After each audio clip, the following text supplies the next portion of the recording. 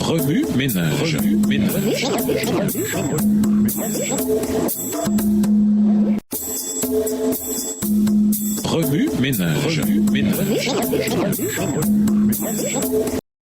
Bienvenue à notre émission Remue ménage. Nous voilà à la leçon 8. Jésus est différent. Lisons Jean 14, versets 5 à 11. Jean 14, les versets 5 à 11. Thomas lui dit, « Seigneur, nous ne savons où tu vas. Comment pouvons-nous en savoir le chemin ?» Jésus lui dit, « Je suis le chemin, la vérité et la vie. Nul ne vient au Père que par moi. Si vous me connaissiez, vous connaîtriez aussi mon Père. Et dès maintenant, vous le connaissez et vous l'avez vu. » Philippe lui dit, « Seigneur, montre-nous le Père, et cela nous suffit. » Jésus lui dit, « Il y a si longtemps que je suis avec vous, et tu ne m'as pas connu, Philippe. Celui qui m'a vu a vu le Père. Comment dis-tu, montre-nous le Père? Ne crois-tu pas que je suis dans le Père et que le Père est en moi? Les paroles que je vous dis, je ne les ai pas dites de moi-même. Et le Père qui demeure en moi, c'est lui qui fait les œuvres. Croyez-moi, je suis dans le Père et le Père est en moi. Croyez du moins à cause de ses œuvres. Introduire, dîner avec Jésus, Bouddha et Mahomet. Imaginez une réunion où se retrouvent certains des maîtres religieux les plus influents du monde. Mahomet, connu pour ses enseignements dans le Coran et son rôle de prophète de l'islam, se tient debout. À côté de lui se trouve Bouddha, qui a quitté une vie luxueuse pour rechercher l'illumination et enseigner le chemin vers le nirvana. Krishna se tient avec eux, célèbre pour ses enseignements dans la Bhagavad Gita, offrant sa sagesse sur le devoir, la justice et la dévotion. Chacune de ces figures a apporté des idées profondes et des enseignements fondamentaux qui ont façonné leurs croyances respectives et la vie de millions de personnes. Voici le problème. Certaines personnes pensent que toutes les religions sont identiques. Cependant, toutes les religions sont fondamentalement en désaccord sur la nature de Dieu et la manière dont les hommes doivent s'approcher de lui. Bien qu'il existe des points communs entre les différentes religions, elles ont également des idées et des croyances contradictoires qui ne peuvent être conciliées. Chacune propose un ensemble unique de solutions au mal dans ce monde. Bouddha disait que le noble chemin octuple était le moyen de sortir de la souffrance. Le nirvana peut être atteint dans cette vie grâce à ses propres efforts. Le désir de Bouddha était d'apporter l'illumination. Mahomet affirmait que le salut s'obtenait en pratiquant les 5 piliers qui sont le jeûne, le pèlerinage, l'aumône, la prière et la confession que Mahomet est le dernier prophète.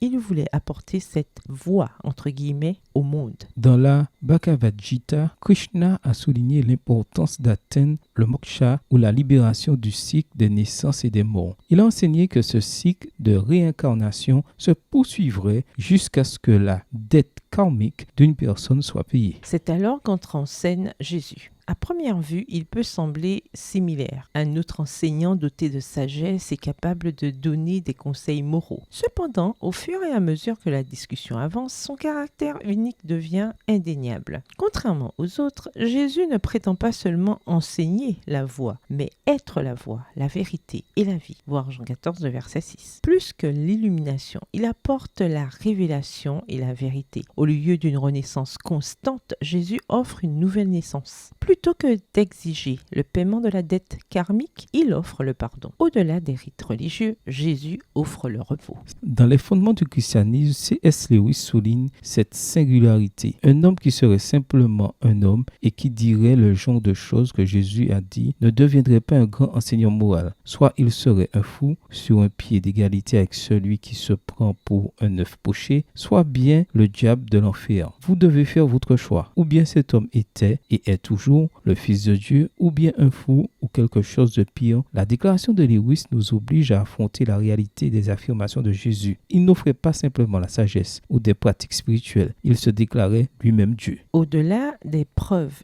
historiques, l'accomplissement par Jésus des prophéties de l'Ancien Testament le distingue également. Sa vie accomplit les Écritures rédigées des siècles avant sa naissance, telles que Michée 5, le verset 2, qui prédit la naissance du Messie à Bethléem, et Isaïe 53 et Psaume 22, qui décrivent un serviteur souffrant qui serait rejeté et qui porterait les péchés de nombreux hommes.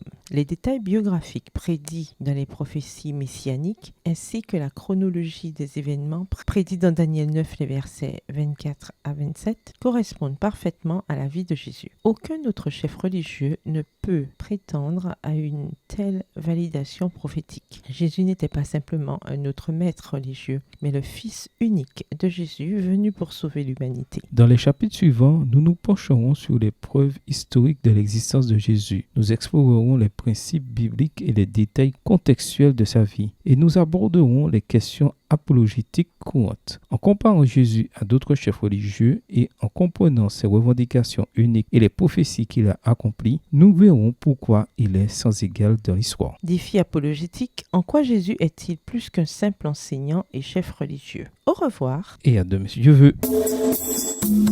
Remue ménage. Remue ménage.